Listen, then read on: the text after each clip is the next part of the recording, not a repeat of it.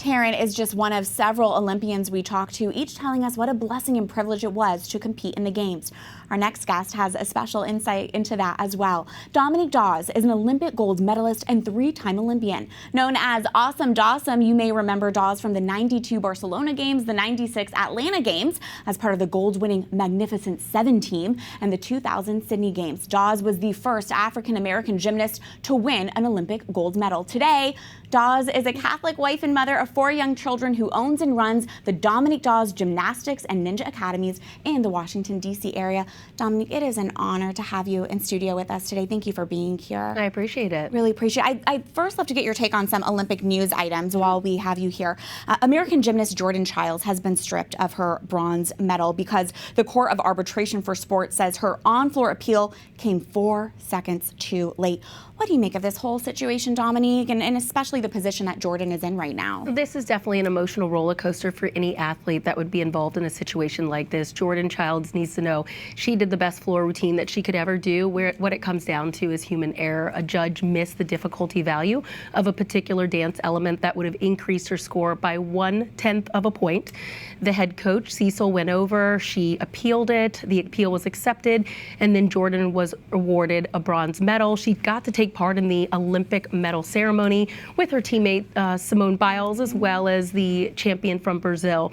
However, shortly after that, that's when she was then told that, hey, there's an issue and we're going to strip you of your bronze medal. It's unfortunate because she did the best job that she could. It really just came down to human error. Human error. Another headline from the Summer Games, Simone Biles, now the most decorated gymnast in history. She's called this her redemption following the 2021 Tokyo Games, where she famously, pulled out and was criticized. What's your take on Simone's performance this summer, especially after she took time away to prioritize her mental health? And you know what it's like to have the world watching you. I completely do. I remember marching out at the 1996 Olympic Games in Atlanta, Georgia, and I had a bit of an emotional breakdown because I truly did feel the weight of the world on my shoulders. I am so proud of Simone Biles. She competed fully in her 3rd Olympic Games, and I'm the last female athlete to do that in the sport of gymnastics 24 years ago. And I love the fact that she's calling it her redemption because in 2021, everyone got on her because she did pull out for mental health related reasons, didn't fully compete in those Olympic Games, and people didn't truly believe that she had the resiliency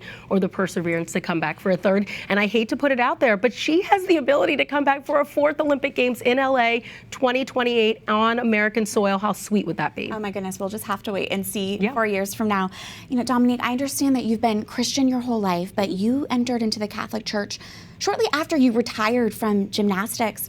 What first drew you into the Catholic faith? Well, I was raised Baptist, and I remember going to church every Sunday with my mom as well as with my siblings. And my mom was a Sunday school teacher, and we would walk to church every Sunday. Then when the sport of gymnastics started taking over my life, I ended up moving in with my coach, and I was not able to practice my faith. And then when I became a young adult, I kind of gravitated toward an interdenominational faith.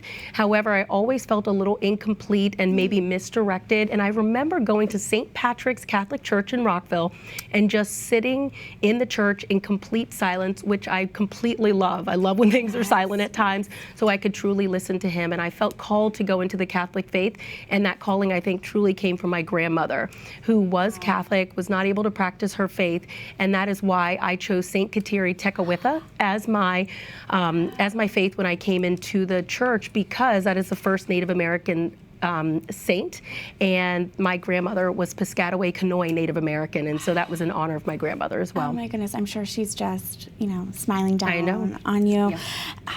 And you have been public, Dominique, about your affection for someone very dear to us, EWTN foundress Mother Angelica. In fact, back in 2016, you told the New York Times, if you could have dinner with one person no longer with us, it would be Mother Angelica. I want to read to you some of what you said. You said, quote, over dinner, I'd be fascinated to hear from Mother Angelica about how she channeled her own pain into a larger purpose. And I would ask her how I might help others, whether they suffer from anxiety, depression, addiction, physical ailments, or the pain of abandonment or divorce. Her whole life, after all, was dedicated to helping others, especially the disenfranchised. Can you say more on that, Dominique? How does Mother Angelica inspire you? Well, I would say that I just heard from Father John Paul that she had a choleric personality, was very gritty, and had a great deal of zest for life. And that's really what it's about, is having that gritty personality of never giving up or never taking no as the end answer in anything. And the fact that she started EWTN, and look how many billions of people that it's inspired and empowered throughout the globe, and yet that was a dream that she had, and she knew it could become a reality. I want to be that person that's got that fiery personality that she had, and really sets the world on fire and helps inspire people and empower people. And I think at the end of the day, that's what is so important, is that you know that you're going to leave a legacy behind, and you want to make sure your legacy is one that helps lift up the world and not tear it down. You both are women of great resilience. Yeah. That is obvious to me. Dominique, you have reached the height of success for gymnastics. I mean, you have these incredible God-given athletic abilities. When you look back at your time during the Olympics, how do you see that God was with you there, and why do you think he gave you these great gifts? It was a journey, and I think he gave me the gifts so that I can inspire and plant seeds of inspiration in other people's lives. I didn't know it at the time. I always felt like I felt the weight of the world on my shoulders, and many times in the journey it was a very dark experience in the sport of gymnastics. It can be very lonely. It's an individual sport. It's just me on that balance beam with nearly 40,000 people in the Georgia Dome watching and adding that level of pressure. However, it wasn't until I became a little older that I realized Christ was always by my side. And even though I would make a mistake and I would falter and I would fail in the world's eyes, he was there to lift me up. And it was always an opportunity for me to learn from those tough moments in life. I always believe that pain serves a greater purpose. It leads to your passion, and it allows you to make a greater impact. And so any pain that I've gone through in my athletic career or my personal life, I really do look at it and I offer it up and recognize that this is an opportunity for growth in my character, because I know I am a flawed human being, and there's always an opportunity for me to be a better person. And that's how I view pain today. That's so beautiful. That's so well said. And today you own and operate a gymnastics academy, multiple locations not far here in the Washington, D.C. area. What do you try to instill into these young athletes today, and how does your faith inform that? Well, I will say it's so exciting to know that I've now brought in partners to allow me to scale this business. I have 3 academies at this time, and my husband and I, Jeff Thompson, we opened our first academy July 2020 in the middle of a pandemic.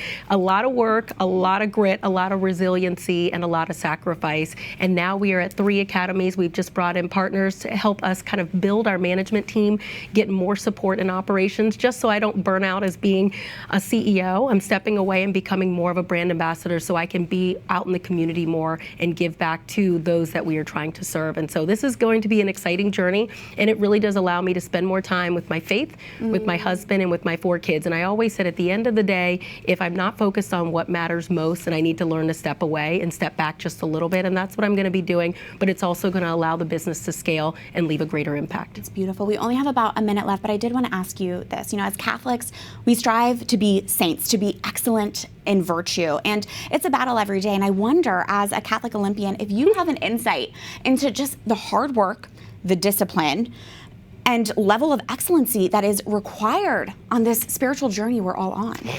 I don't know. You know, like, it reminds me right now what you were just saying. It reminds me of striving for that perfect 10. And I always tell people, if you strive for a perfect 10, you will fail. There's only one individual that will always be a perfect 10. And so the sport of gymnastics taught me to strive for perfection, and also to compare myself to others. And what I do each and every day, when I wake up, before putting my feet on the ground, I drop down immediately to my knees. I don't ask for more academies. I don't ask for more speaking engagements or television opportunities or statues or accolades. I ask for his will to be done, because I know that he knows what's most important for me to pursue in my life.